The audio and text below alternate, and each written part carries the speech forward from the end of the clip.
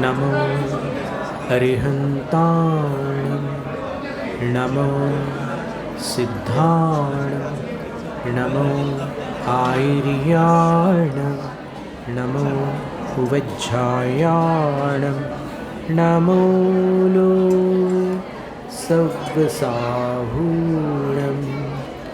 एसो पंच नमो यारो सव्वपावपणासनो मङ्गलाणं च सव्वेसिं पठमं हवै मङ्गलं चत्तारि मङ्गलम् अर्हन्तमङ्गलं सिद्धमङ्गलं साहुमङ्गलं केवलिपण्डतो धम्मो मङ्गलं चत्तारि लोगुत्तमा अर्हन्तलोगुत्तमा सिद्धलोगुत्तमा साहुलोगुत्तमा केवलिपण्डतो धम्मो लोगुत्तमा चत्तारि शरणं पव्वजामि अर्हन्त शरणं पव्वजामि सिद्धशरणं पव्वजामि साहुशरणं पव्वजामि केवलिपण्डतो धम्मो शरणं पव्वजामि। त्रिलोक त्रिकालवर्ती पंच परम गुरु अरहंत सिद्ध आचार्य उपाध्याय सर्व साधु परमेष्ठी भगवंतों को भक्तिपूर्वक नमस्कार।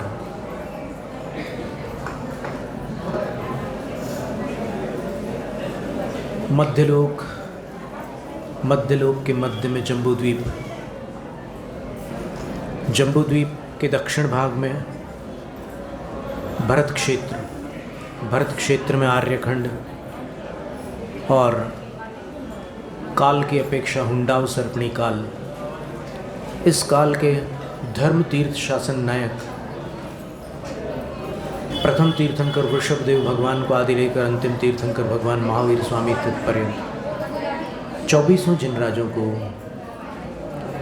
विनम्र प्रणाम। 12 अंग और 14 अंग बाह्य प्रकीर्णक श्रुत स्वरूपा भगवती जिनवाणी सरस्वती देवी माता को भावपूर्ण वंदन। पूर्व शताब्दी के ज्ञानी ध्यानी तपस्वी परम श्रद्धेय चारित्र चक्रवर्ती धर्म धुरंधर आचार्य शांति सागर गुरुराज को बारंबार त्रिभक्ति पूर्वक नमोस्तु नमोस्तु नमोस्तु। दीक्षा शिक्षा गुरु आचार्य श्री विद्यासागर मुनिराज को नमोस्तु।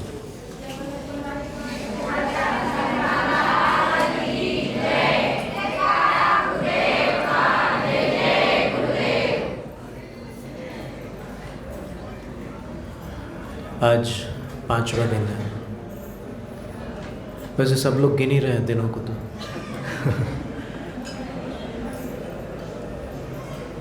और आज यहाँ पर अपन उत्तम सत्य धर्म का एक विवेचन, व्याख्यान, उपदेश प्राप्त कर रहे हैं।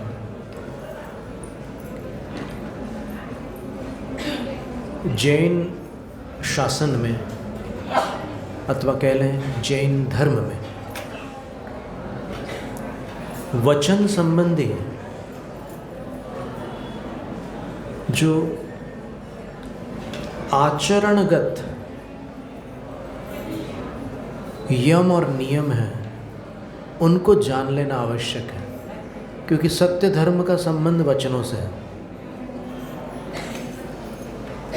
और वचनों को लेकर प्रारंभिक नियम जो होता है जैन धर्म का, वो समंतभद्राचार्य महाराज ने रत्नकंठ शाब्काचार्य में दिया है।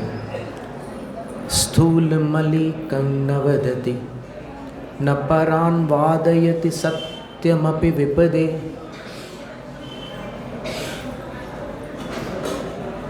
इसका अर्थ ये हुआ कि जो बड़ा झूठ नहीं बोलता, देखो शुरुआत यहाँ से होती है। हमेशा शुरुआत जो होती है वो बड़े पापों को छोड़ने से होती है। छोटे पापों को पहले नहीं छोड़ा जाता। पहले क्या किया जाता है? आप एक प्रश्न का उत्तर दीजिए। हम दो प्रश्न पूछते हैं। मांस भक्षण पहले त्याज्य है या रात्रि भोजन? अब आप चिंता में पड़ गए, इतनी सी बात। पहले रात्रि भोजन, कमाल कर दिया। मांस भक्षण का त्याग पहले करना या पहले रात्रि भोजन का त्याग करना?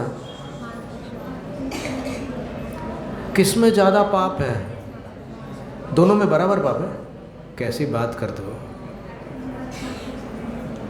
मांस में त्रस हिंसा अनिवार्य होती है और रात्रि भोजन में तो कुछ समावेश होता है हिंसा का।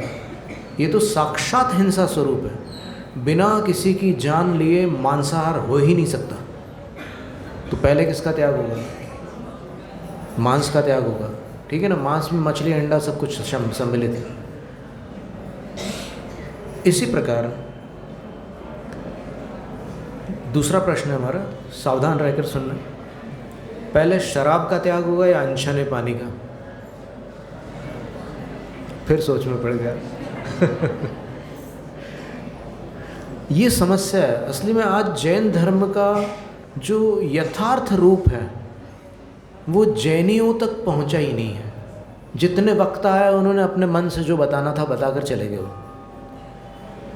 तो ये जो भूमिकाएं हैं इसमें अगर भूल होगी तो फिर धर्म का महल कैसे खड़ा होगा?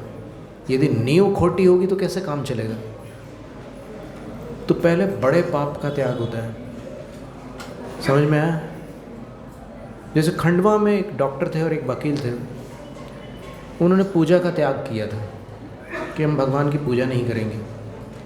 पंडित जगन मोहन लाल जी के जो गुरु थे, पंडित हीरालाल जी, उन्होंने उनको समझाया कि अरे पूजा का त्याग नहीं किया जाता। नहीं माने वो, बोले कि नहीं, शुभ और अशुभ बराबर है, दोनों हेय है। ये शास्त्र में लिखा है कि दोनों हेय है। तो फिर हम शुभ को भी हेय मानकर छोड़े तो हमारी गलती क्या है? हम तो सही रास्ते पर है। ठीक है। अब देखो, गुरु नहीं समझा सके, फिर चेला आए और जगन मोहन लाल शास्त्री जी ने उनसे कहा कि आओ बैठो, स्वाध्याय चल रहा है। अरे भाई हम ठीक है, नहीं नहीं, हम आपको नहीं सुनाना चाहते, हम आपसे समझना चाहते हैं। तो आकर बैठ गए वो। और उनने पूछा कि यदि दो चीज़ छोड़नी हो तो पहले किसको छोड़ोगे?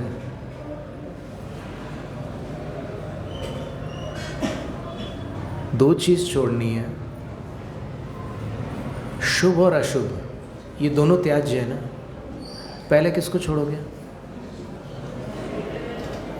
अशुभ को या शुभ को?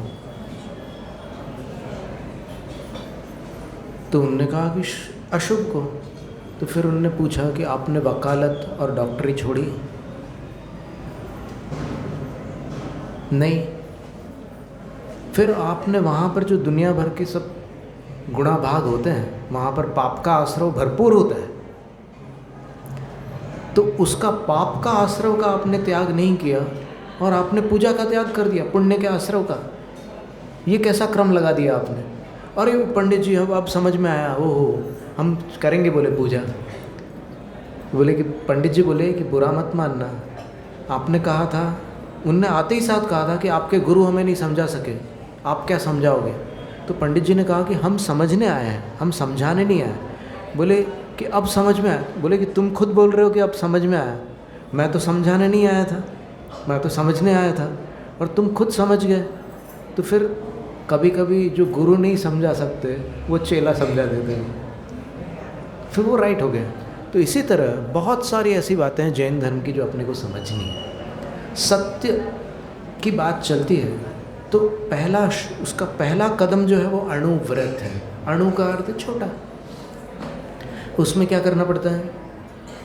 स्थूल मलिकम न वद, बड़ा झूठ नहीं बोलता, न परान वादयति, और दूसरों से बुलवाता भी नहीं। मेरा त्याग है, तू बोल दे, बोल दे, ऐसा नहीं। मैं नहीं बोल रहा हूँ, मैं किसी और से भी नहीं बुलवाऊंगा। और क्या करता है? बस 2 ही छोटे से नियम है, बड़ा झूठ बोलता नहीं है, बुलवाता नहीं है, और ऐसा सत्यम अपि विपदे, विपदा उत्पन्न करने वाला सत्य भी नहीं बोलता, चुप हो जाता है। समझ में आया? ये शुरुआत है जैन धर्म में। सत्य बोलने की जो शुरुआत है वो यहाँ से होती है कि बड़ा झूठ त्याग देना, किसी और से भी नहीं बुलवाना, और ऐसा सच भी नहीं बोलना जिससे कोई संकट में पड़ जाए, अपन भी संकट में पड़ जाए या कोई दूसरा संकट में पड़ जाए, ऐसा सच नहीं बोलना। इसका नाम है सत्य अणुव्रत। ठीक है, ये सबसे निचली भूमिका है। इसके बाद ऊपर की भूमिकाओं का वर्णन आप सुनिएगा, और फिर अंत में सत्य धर्म की बात विस्तार से बताएंगे। वैसे अंतिम नहीं है सत्य धर्म, सत्य धर्म के ऊपर भी कुछ है वचन से संबंधित नियम, यम, वो बताते हैं। फिर सत्यानुव्रत के बाद क्या होता है?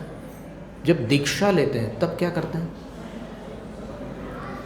तब बड़े झूठ के साथ छोटे झूठ का भी त्याग कर देते हैं। ठीक है, स्थूल और सूक्ष्म दोनों प्रकार के असत्य का त्याग करते हैं। असत्य की परिभाषा क्या है? अभी अपन तो ये मानते हैं कि जो नहीं है वो बोलना असत्य है ना? जैसे छत पर कुछ नहीं है लेकिन फिर भी बच्चे को डराने के लिए बोले रात में मत जाना, वहाँ बाबा भूत है। तो जो नहीं है वो बोलना एक असत्य हो गया। जो है उसको मेटना, असली में क्रम में ये पहले आता है कि जो है उसको न स्वीकार करना असत्य है। फिर दूसरे नंबर पर वो आता है जो नहीं है उसको बताना। तो जो है उसको अस्वीकार करना। पंडित सदासुख जी ने रत्नकरण श्रावकाचार्य की जो टीका लिखी उसमें लिखा है, जो है उसको मेटना। उसका उदाहरण दिया कि अकाल मरण है लेकिन उसको नहीं मानना, पहला असत्य। फिर तीसरा असत्य क्या है? तीसरा असत्य क्या है कि उसमें थोड़ा सच और थोड़ा झूठ मिक्स चल रहा है। ये बहुत चलता है आज दुनिया में। झूठ और सच का जो मिश्रण है उसको न तो अपन पूरा झूठ बोल सकते हैं ना पूरा सच बोल सकते हैं। जैसे किसी ने कहा ये वाटर बॉटल लाना, और वो लेकर के थर्मस लेकर के आ गया वो, और उसमें पानी भरा हुआ, ठंडा पानी भरा हुआ है। तो जो उसको चाहिए था वो तो मिल गया, लेकिन जो शब्द बोले थे वो ज्यों के त्यों उसने नहीं किए। तो ये तीसरे प्रकार का है। और चौथा कौन सा है? चौथा है सत। सत का अर्थ है अच्छा, भला, सज्जन, सत्पुरुष, है ना, सम्मान। तो बुरे वचन बोलना चौथा असत्य। बुरे वचन कौन से होते हैं? गालियाँ, अपशब्द, परनिंदा, ये सब बुरे वचनों की श्रेणी में आता है। हिंसक वचन बोलना, तोड़ डाल उसकी हड्डी तोड़ डाल, ये चौथी श्रेणी का असत्य। तो इन सब का त्याग कर देना है, तब वो महाव्रत होगा। और कितने समय के लिए त्याग करना है और कितने प्रकार से त्याग करना है? 9 प्रकार से। मन, वचन, काय, कृत, कारित, अनुमोदना से, और हमेशा के लिए, जीवन भर के लिए। वो महाव्रत हो गया, सत्य महाव्रत। और पूज्यपाद आचार्य महाराज ने कहा प्राणी पीड़ा करम वचन असत्यम। प्राणियों को पीड़ित करने वाले जो वचन होते हैं वो असत्य वचन कहलाते हैं। जैसे कभी छोटे लोग बड़े लोगों का अनादर करते हुए कुछ ऐसा उल्टा सीधा बोल जाते हैं ना, वो इस श्रेणी में आते हैं, हिंसक वचनों की श्रेणी में। या फिर बड़े लोग छोटों का तिरस्कार करते समय कुछ उल्टा सीधा बोल जाते हैं तो वो रोते बैठता है, जिसको बुला गया है वो भी उस श्रेणी में आते हैं। तो ये सत्य अणुव्रत और सत्य महाव्रत, दो चीज़ें तो याद रहेंगी आपको, और वैसे भी आपको पता ही है। अब इसके बाद सत्य की स्थिरता के लिए सत्य व्रत, ये दोनों व्रत हो गए। इन व्रतों को कायम रखने के लिए 5 नियम बताए हैं। बोलते समय आप 5 बातों का ध्यान रखेंगे तो फिर आप असत्य नहीं बोलेंगे। कौन सी 5 बातें? सबसे पहली बात, क्रोध में कुछ मत बोलना। क्रोध आए तो फिर मौन हो जाना, क्योंकि क्रोध में कुछ का कुछ निकल जाता है मुंह से। बहुत लोगों को अनुभव है, क्रोध में क्या से क्या हो जाता है। फिर लोभपूर्ण वचन भी सत्य को दूषित करते हैं। तो अगर लोभ है, अपने को समझ में आ रहा है कि अंदर मेरे लोभ है, तो उस समय मौन हो जाना। उस समय उस सामने वाला पूछ रहा है कि थोड़ी देर रुक जाओ, बताता हूँ, थोड़ी देर रुक करके बोलना, क्योंकि कषाय थोड़ी देर रहती फिर बाद में बदल जाती है। तो क्रोध और लोभ में कुछ नहीं बोलना। फिर तीसरा नियम क्या है? हंसी मजाक में व्रती को कुछ बोलना उचित नहीं है, क्योंकि हंसी मजाक में कई बार उल्टी सीधी बातें निकल जाती हैं। कई बार लोग हंसी मजाक में पीछे से आकर के किसी को ज़ोर से मार करके मज़ा लेते हैं, पता है कि वो नहीं है, लेकिन बोलते हैं अरे मैंने समझा था तू सुरेश है। अब काय का सुरेश, वो तो कोई और है, लेकिन जानबूझ करके ऐसा करते हैं। तो हंसी मजाक में भी असत्य निकलता है। फिर चौथी स्थिति है, जब भय होता है तब भी मनुष्य असत्य बोलता है। माँ बच्चे से बोलती है कि वहाँ रेफ्रिजरेटर में 5 गुलाब जामुन रखे थे, 3 क्यों हैं?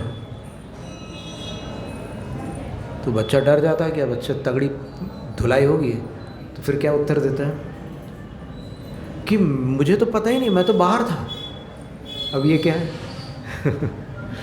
ये डर के मारे निकलने वाला असत्य। तो डर के मारे भी बहुत सारे लोग झूठ बोलते हैं। तो ये 4 जो हैं, कषाय और नो कषाय, 2 कषाय और 2 नो कषाय, समझ में आ रहा ना? क्रोध और लोभ कषाय, उसमें क्रोध द्वेष है, लोभ राग है, और इधर हास्य और भय, हास्य राग है और भय द्वेष है। इन चारों, ये कषाय और नो कषाय हो गए। अब 5वां नियम ये है कि सूक्ष्म, दूरवर्ती और अंतरिक्ष, इन चीज़ों के बारे में आपको जानकारी नहीं है तो फिर आप शास्त्र के अनुसार बोलो, अपने दिमाग से मत बोलो कुछ भी उल्टा सीधा। तो उसको कहते हैं अनुवीची भाषण, शास्त्रीय भाषण, यानी शास्त्र के अनुसार बोलना है आपको, तो आप झूठ नहीं बोलेंगे। ऐसा है। ये 5 भावना हो गई। इसके बाद मुनि दीक्षा लेते समय सत्य महाव्रत तो होता ही है, लेकिन एक नियम और होता है कि अब मान लो वचन की प्रवृत्ति आपको बोलना ही पड़ रहा है।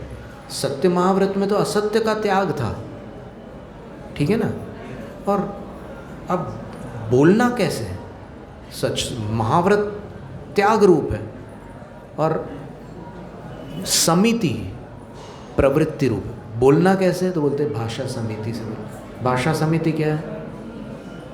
महिला समिति, चतुर्मास समिति, नवयुवक समिति, ऐसी कोई समिति है क्या? नहीं। यहाँ भाषा समिति का अर्थ होता है समीचीन वचन बोलना है। कैसा होता है वो भाषा समिति का नियम? क्या होता है कि चाहे आपके सामने जैन लोग हो, जैनेतर लोग हो, कोई भी हो, सम्यक दृष्टि हो, मिथ्या दृष्टि हो, सबके प्रति, दुर्जन हो सज्जन हो, सबके प्रति आपको हितकारी वचन बोलना है और सीमित शब्दों में बोलना है।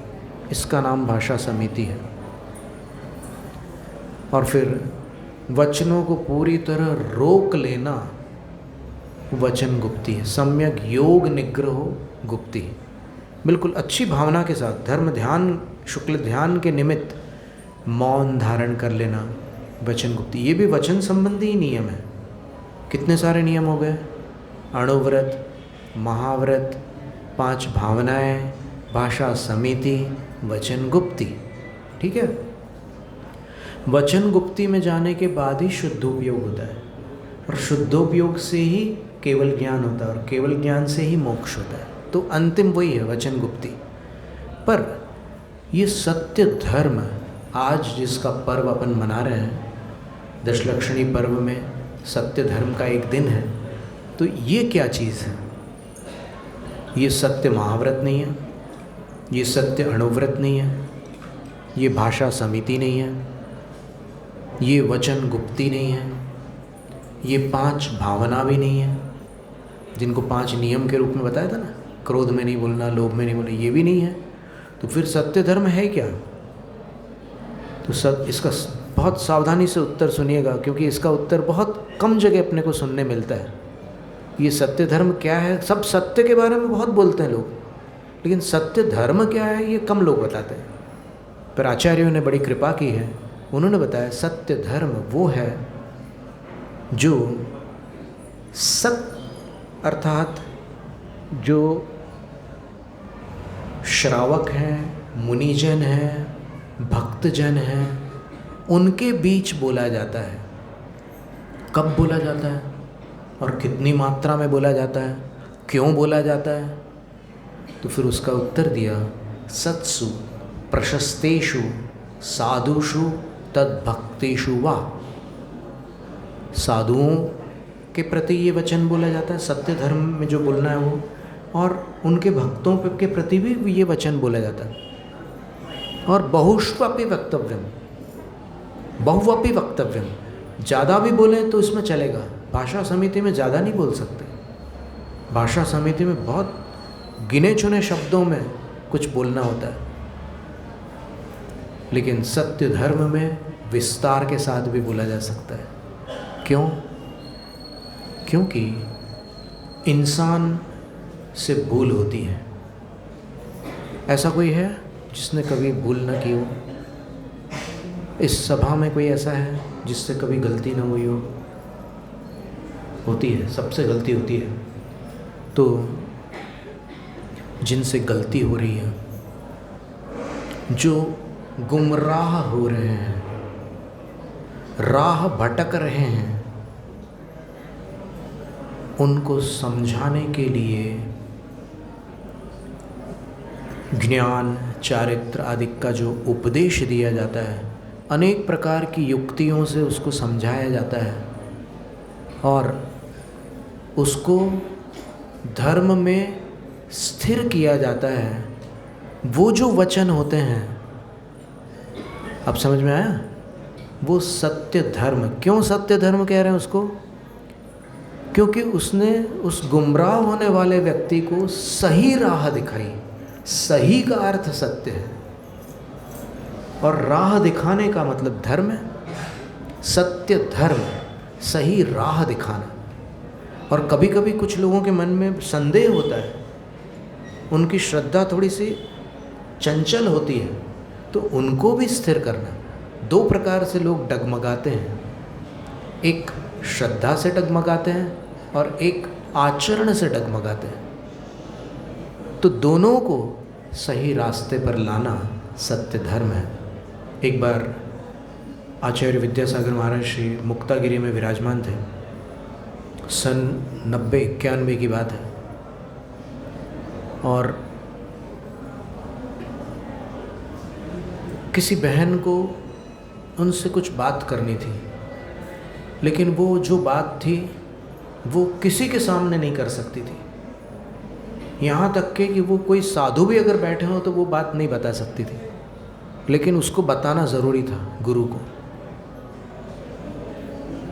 तो फिर आचार्य श्री ने एक उपाय किया, क्योंकि ये नियम है कि अकेले में और अंधेरे में एक नारी से मुनि वार्तालाप नहीं कर सकते। वहाँ उजाला होना चाहिए और एकांत नहीं होना चाहिए वो स्थान। और आचार्य श्री ऊपर पहाड़ पर बैठे हुए थे, तब उन्होंने क्या किया कि पहाड़ पर उन्होंने अपना स्थान बदला और ऐसे स्थान पर आ गए जहाँ सीढ़ियों से चढ़ने वाले और दूर से देखने वालों को उनके दर्शन हो रहे हैं। और वो बहन वहाँ बैठ करके आचार्य श्री को अपनी बात सुना रही है। तो देखो कितना विवेकपूर्ण निर्णय है ये कि उन्होंने ऐसा स्थान चुना कि जहाँ सबको दिख रहा है, लेकिन सुनाई किसी को नहीं दे रहा है। और सुनाई देना इष्ट भी नहीं है उनको, न आचार्य श्री सबको सुनाना चाहते हैं उसकी बात, न उसको किसी को बताना है। तो उसने आचार्य श्री को अपनी बात बताई। फिर आचार्य श्री को जो भी मार्गदर्शन देना था वो उन्होंने दे दिया। अब ये कार्य जो होता है बहुत विवेक के साथ होता है। शास्त्र का एक दृष्टांत हम आपके सामने रखना चाहते हैं। एक तो सबसे पहले हम ये बताते हैं कि विद्वत जनों को कैसी भाषा छोड़ देनी चाहिए, किस प्रकार की भाषा ज्ञानी जनों को अपने मुख से नहीं निकालनी चाहिए, उसके विषय में एक काव्य था। हमने शास्त्रों के संदर्भों को देखकर एक काव्य लिखा था, एक संग्रह किया था। 84 अक्षर है उस काव्य में। और हमने आचार्य वर्धमान सागर महाराज श्री के सामने वो काव्य रखा। तो आचार्य श्री ने हमसे कहा कि आप सभा में बताइए, यहाँ विद्वान लोग उपस्थित हैं और साधु लोग भी उपस्थित हैं, तो आप सभा में बताइए।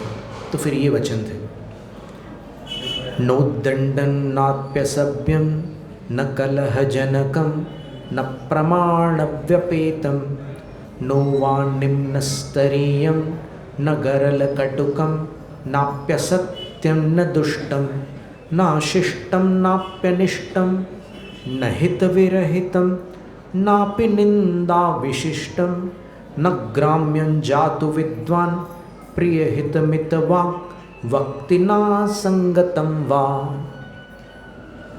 मधुर, हितकर और सीमित बोलने वाले ज्ञानी जन उद्दंड वचन कभी नहीं बोलते, असभ्य वचन कभी नहीं बोलते, कलह उत्पन्न करने वाले वचन कभी नहीं बोलते, अप्रामाणिक वचन कभी नहीं बोलते, निम्न स्तरीय वचन कभी नहीं बोलते, विष जैसे कड़वे वचन कभी नहीं बोलते, असत्य वचन कभी नहीं बोलते, दुष्ट वचन कभी नहीं बोलते, अशिष्ट वचन कभी नहीं बोलते, अनिष्ट वचन कभी नहीं बोलते, हित से रहित वचन कभी नहीं बोलते, निंदा से विशिष्ट वचन कभी नहीं बोलते, ग्रामीण वचन कभी नहीं बोलते और असंगत वचन भी कभी नहीं बोलते। यहाँ पर एक ग्रंथ विराजमान है श्रुतपीठ पर। आज सौभाग्य से हम प्रातःकाल इसी ग्रंथ का स्वाध्याय कर रहे थे और इस ग्रंथ में हमें एक ऐसा उदाहरण मिला,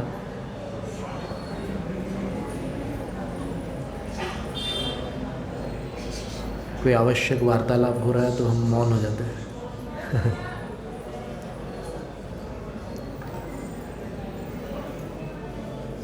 एक ऐसा उदाहरण मिला कि गिरते हुए को कैसे संभाला जाता है। आज बहुत उपयोगी है ये बात। कब देखो, युवा पीढ़ी की एक शिकायत है कि बड़े लोग हमारे भावना नहीं समझते। सुन रहे ना, युवा पीढ़ी की ये शिकायत है, बड़े लोग हमारी भावना नहीं। ये सब हमारे पास आकर के लोग बताते हैं और बड़े लोगों की भी शिकायत हमारे ही पास आती है। बड़े लोग कहते हैं कि आजकल के लोग, आजकल की जो नई पीढ़ी है वो बात नहीं मानती। बिल्कुल सेम यही वाक्य चारों तरफ जहाँ जाओ वहाँ सुनने मिलते हैं। नई पीढ़ी वाले कहते हैं वो बड़े लोग हमारे भाव नहीं समझते और पुरानी पीढ़ी वाले कहते हैं कि नई पीढ़ी हमारी बात नहीं सुनती। अब क्या करोगे? दोनों एक दूसरे को जब तक नहीं समझेंगे तब तक समस्या का समाधान कैसे संभव है? तो ये ग्रंथ हम आपके सामने इस श्रुत पीठ पर विराजमान है, इसके ऊपर ये सत्कारित भी है, माल्य द्वारा इसकी भक्ति की हुई है।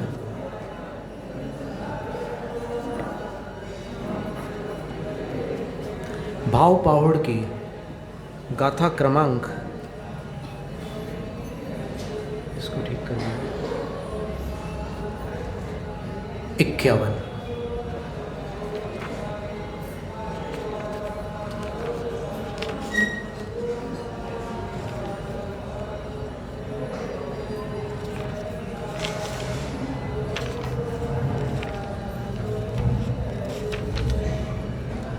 जब हम पढ़ रहे थे तो हमें तो आंसू आ गए थे।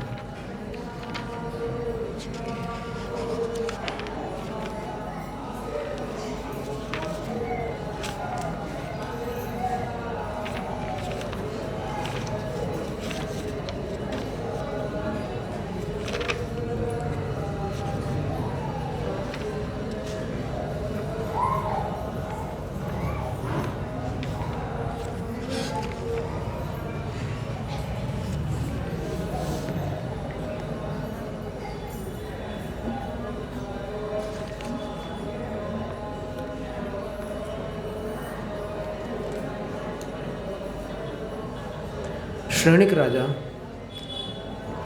भगवान महावीर स्वामी के समूह शरण में गए और वहाँ जो विधि है, समूह शरण में जाने के बाद 3 प्रदक्षिणा लगाते हैं तीर्थंकर की।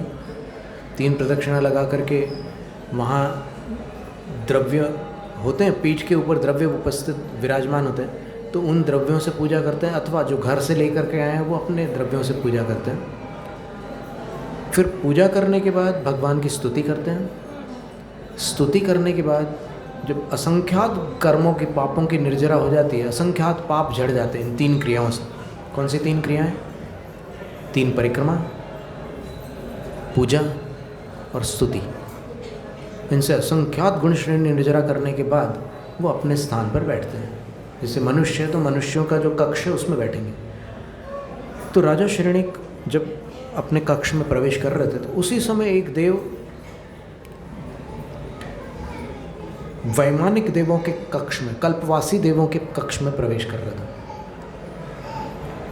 तो उस देव के असाधारण तेज को देखकर राजा श्रेणिक ने गणधर से पूछा कि भगवान ये कौन है?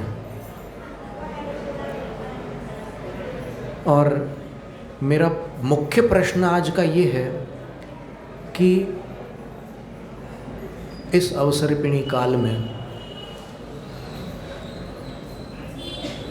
अंतिम केवली कौन होंगे? वो अनुबद्ध केवली की बात की उन्होंने कि अंतिम अनुबद्ध केवली कौन होंगे। तो गौतम गणधर बोले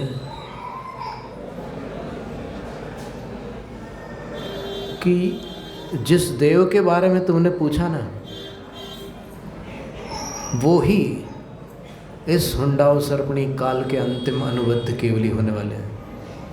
ये देव ब्रह्म स्वर्ग का इंद्र है, विद्युन्माली इसका नाम है, और 7 दिन बाद इसकी आयु पूरी होगी, और ये आयु पूर्ण करके इसी राजगृह में तुम्हारी नगर में जो एक सेठ रहते हैं उनकी सेठानी की कोख में 5 स्वप्न दे करके प्रवेश करने वाला जीव है। ये महान पुण्यात्मा जीव है और इसका इतना विशिष्ट पुण्य है कि जब देवों की आयु 6 माह शेष रह जाती है तब उनके वस्त्र आभूषण और माला वगैरह फीके पड़ जाते हैं, माला मुरझा जाती है। लेकिन इसमें कुछ विशेषता है, इसके साथ ये स्थिति नहीं बनी है और अभी 7 दिन में इसकी आयु पूर्ण हो जाएगी। तो फिर राजा को बड़ा अचंभा हुआ कि इसने पूर्व में ऐसा क्या किया कि जिसके कारण ऐसा हुआ। तो फिर कालावधि अलग अलग दिए हुए, अष्टपावड़ में अलग, हमने जम्बू स्वामी चरित्र में भी देखा था कल और आज इसमें भी देखा। तो बोले कि ये पूर्व भव में चक्रवर्ती का पुत्र था, विदेह क्षेत्र में, शिव कुमार इसका नाम था। और शिव कुमार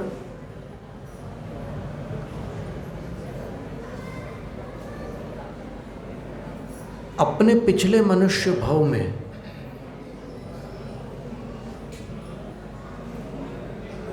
भवदत्त एक नाम, दूसरा नाम दूसरे ग्रंथ में भवदेव, ऐसे दो नाम थे उनके।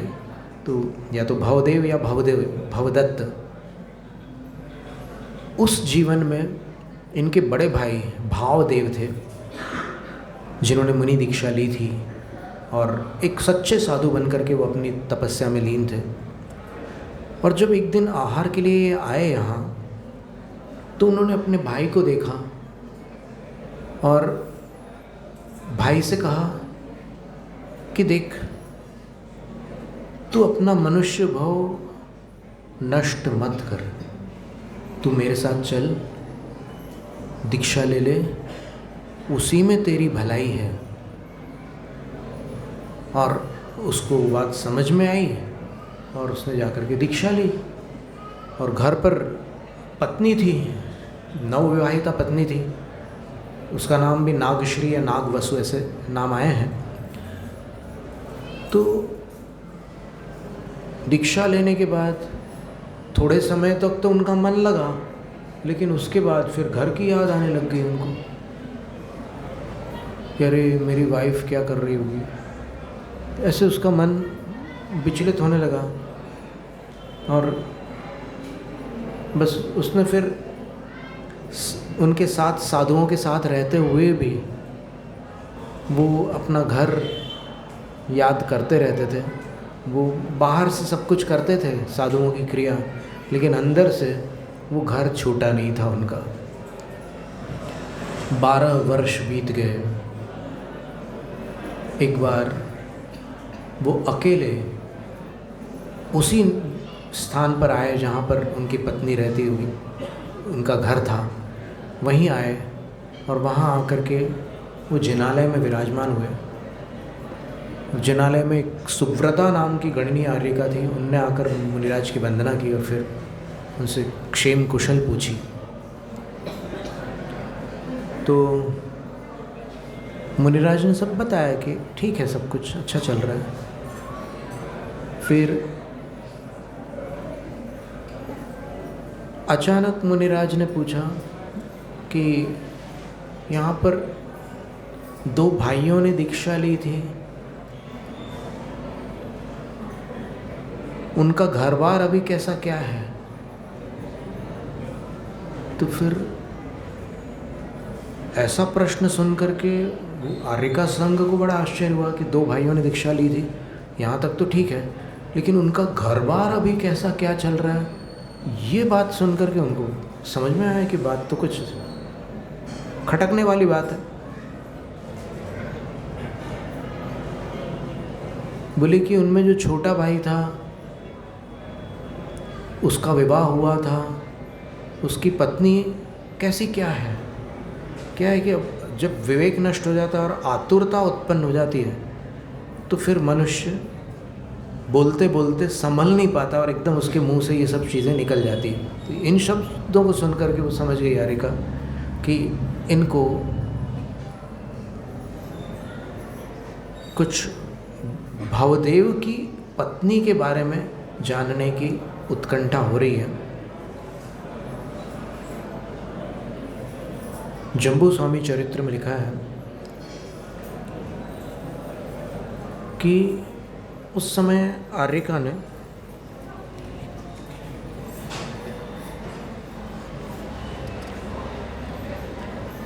नागश्री जो थी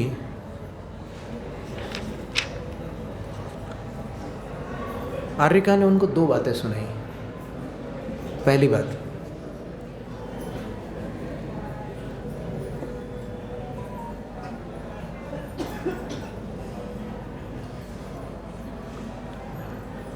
बोले कि मेरे को उसके बारे में पता नहीं है कि वो क्या कर रही है, कैसी क्या है, कुछ मुझे जानकारी नहीं है, मैं ठीक से नहीं जानती।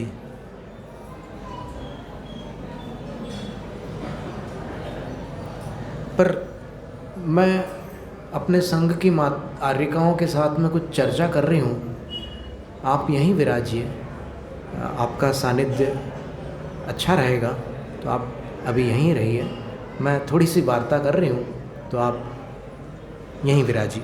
तो मुनिराज बोलते हैं कि ठीक है, मैं बैठा हूँ। तो उन्होंने उन आर्यिका से कहा, गुणवती उनका नाम था,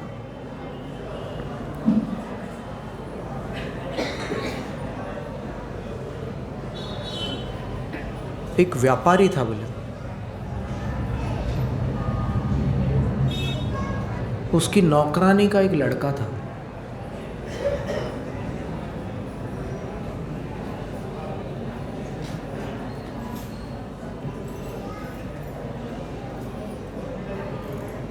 उसकी माँ एक दिन उससे रूठ गई, उस लड़के की माँ, दारुक उसका नाम था, और ज़बरदस्ती उसको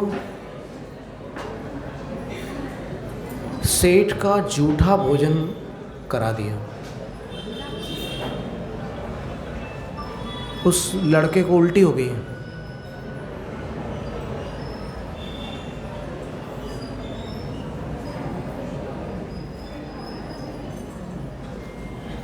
उस उल्टी को सेठानी ने एक कांसे के पात्र के अंदर रख दिया और कपड़े से ढक दिया। अब उल्टी के बाद उसको दारुक को फिर से भूख लगी, क्योंकि भूख में उसने वो सब खा लिया था। फिर उल्टी होने के बाद उसको फिर से, उसको पता नहीं था कि ये सब क्या चल रहा है यहाँ। तो जब उसको भूख लगी तो वो अपनी माँ से भोजन मांगने लगा, तो उसको वो उल्टी वाला पात्र, वमन वाला पात्र उसको दिया गया।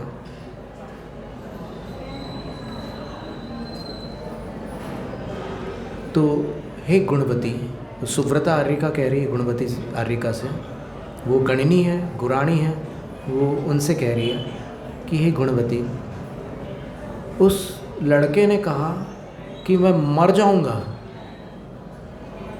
लेकिन ये मुझे इसकी गंध से समझ में आ रहा है कि मेरी उल्टी है, मैं बिल्कुल नहीं खा सकता इसको।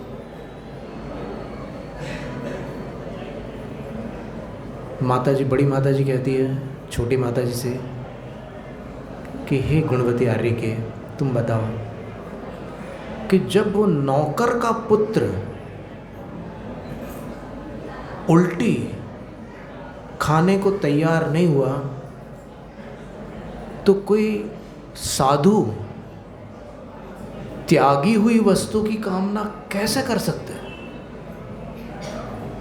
वो साधु बड़ी सावधानी से सुन रहे थे कि ये सत्य धर्म की बात चल रही है यहाँ पर, कि सही रास्ते पर लाना है कोई गुमराह को, उसका नाम सत्य धर्म है। तो साधु बहुत सावधानी से सुन रहे थे, उनको अंदर ही अंदर लगा कि बड़ी गंभीर बात है ये तो।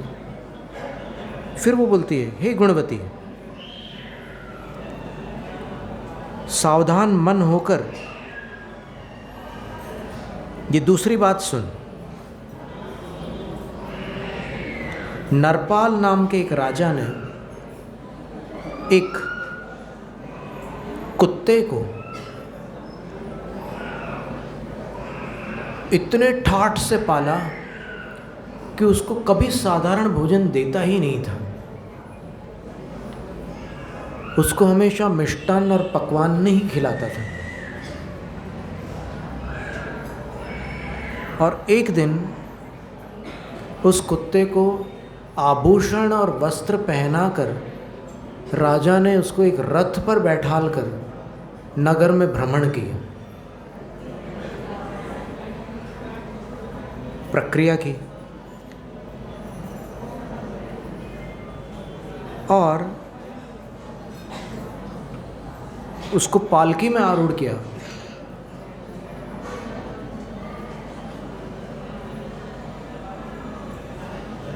और बड़े गाजे बाजे के साथ वो यात्रा निकली। अब लोग जानते थे कि हमारा राजा इस पालतू जानवर को ज़्यादा चाहता है, तो फिर चलो राजा का साथ देते हैं अपन, राजा के विरोध में कौन जा सकता है। तो फिर उस यात्रा में कई लोग सम्मिलित हो गए। लेकिन एक स्थान पर जा कर के जब उस कुत्ते ने किसी बच्चे का मल देखा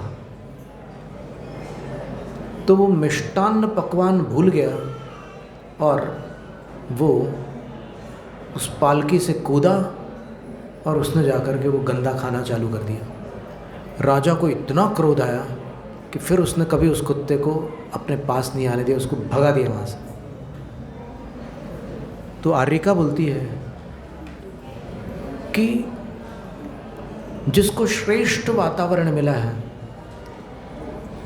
वो अगर गंदे वातावरण में जाता है तो उसका तिरस्कार होता है। समझ में आई बात? साधु ने इस घटना को भी सुना और उसके बाद फिर वो विषयासक्त संसारी की जो घटना है वो माताजी ने अंत में सुनाई। और फिर विषयासक्त संसारी की कथा कई बार आपने मंदिरों में चित्र देखा होगा कि एक व्यक्ति 2 टहनियाँ पकड़ करके लटका हुआ है, उसको चूहे कतर रहे हैं, नीचे कुआं है, एक हाथी पेड़ को हिला रहा है। ये सारी घटना सुनी होगी आपने। तो वो कथा जब सुनाई और फिर अंत में उसको बुलवाया, नागश्री को। नागश्री उपस्थित हुई। जम्बू स्वामी चरित्र में लिखा है कि वो भी आर्यिका थी और वो आकर मुनि महाराज को प्रणाम करती है और कहती है कि आपने मुझे याद किया, मैं नागश्री हूँ और संभवतः आप मेरे भूतपूर्व पति हैं। मैंने तो माया मोह छोड़ करके तपस्या में अपना मन लगा दिया है, आपका क्या विचार है? बताइए, मैं आपके सामने हूँ, आप क्या चाहते हैं? तब उनकी उस अवस्था को जब देखा उन्होंने, इतनी तपस्या अधिक करने के बाद वो पूरा शरीर सूख गया था और वो जो विवाह के समय की स्थिति थी उसमें और अभी में बहुत अंतर था। 12 वर्ष में कुछ का कुछ हो चुका था। तब फिर उनका हृदय एकदम पश्चाताप से भर जाता है और वो कहते हैं कि मैं मुनि हूँ पर ऊपर से, अंदर से मैं साधु नहीं बन सका, लेकिन आज आप लोगों के कारण मैं सच्चा साधु बनने जा रहा हूँ। और उनने जाकर वापस दीक्षा ली और वो सही साधु बन गए। और सही साधु बन करके इतनी उज्जवल, इतनी निर्मल, इतनी शुद्ध तपस्या की। देखो, हमने एक आचार्य के मुख से सुना था, बहुत गंभीर बात है। उन्होंने कहा कि जो दुनियादारी के प्रपंचों में उलझकर फिर सुलझते हैं वो वापस नहीं उलझते। अद्भुत बात थी, क्योंकि उनको पता है कि ये प्रपंच कितने भयानक होते हैं। तो उलझकर सुलझने वाले वापस नहीं उलझते। ऐसे ही ये भवदेव मुनि भी, फिर उनने कभी पीछे मुड़ कर के नहीं देखा। 12 साल तक वो भावों से पतित रहे, लेकिन उसके बाद उन माताजियों ने अपने वार्तालाप से, सत्य धर्म से उनको सही रास्ता दिखा दिया और अब वो सही साधु हो गए।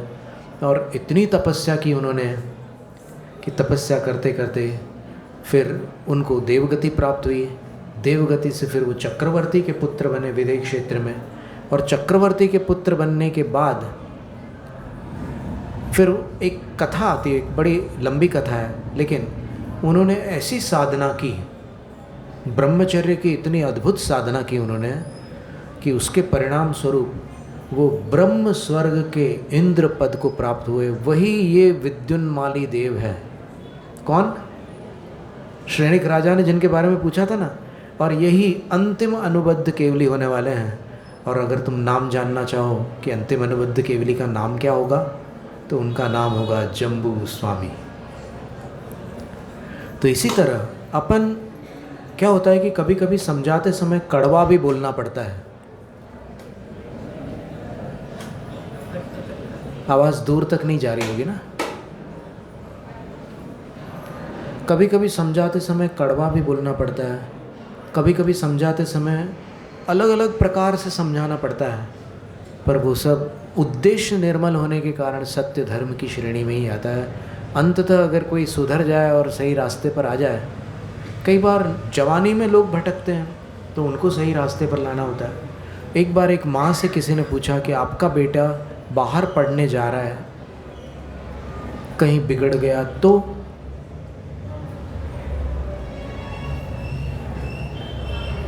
ये इंटरव्यू रेडियो पर आ चुका है, कई वर्षों पुरानी बात है। संयोग से हमें वो सुनने मिल गया था कि वो माँ से कोई इंटरव्यूअर पूछ रहा है कि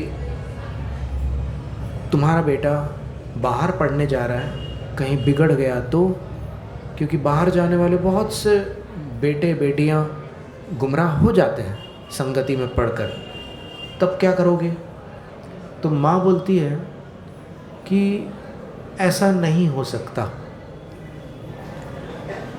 इंटरव्यू पूछने वाला, प्रश्न पूछने वाला बोलता है कि ये तो हर माँ बोलती है कि ऐसा नहीं हो सकता, और बाद में रोती हैं। क्या आप दावा कर सकती है कि ऐसा नहीं हो सकता? वो माँ बोलती है कि हर माँ की बात छोड़ो, मैं अपनी बात करती हूँ कि मैं दावे के साथ कहती हूँ कि ऐसा नहीं होगा। वो कैसे? तो बोले मैं दावा इसलिए कर रही हूँ क्योंकि उसने मुझसे वादा किया है।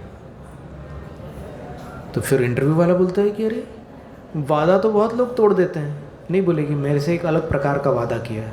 वो क्या वादा है? वादा ये है कि देख बेटा, तू बाहर जा रहा है, अगर दोस्तों की संगति में तुझे सिगरेट पीने की इच्छा हो तो मेरी परमिशन है, मेरी अनुमति है। यदि दोस्तों की संगति में तुझे शराब पीने की इच्छा हो तो भी मेरी अनुमति है। यदि दोस्तों की संगति में तुझे कुछ गलत चीज़ खाने की इच्छा हो, नॉनवेज वगैरह, तो भी मेरी अनुमति है। तो मेरा पुत्र पहले तो चौंक गया कि माँ ऐसी बातें क्यों कर रही है, लेकिन फिर मैंने कहा कि अभी फुल स्टॉप नहीं लगा है, कॉमा लगा है, अभी वाक्य आधा हुआ है, पूरी बात सुन और फिर तय कर क्या करना है। तो वो बच्चा बोलता है कि माँ बोलो पूरी बात क्या है? बोले पूरी बात ये है कि तुझे जो भी करना हो वो कर सकता है, लेकिन तुझे अगर कोई चीज़ पसंद आती है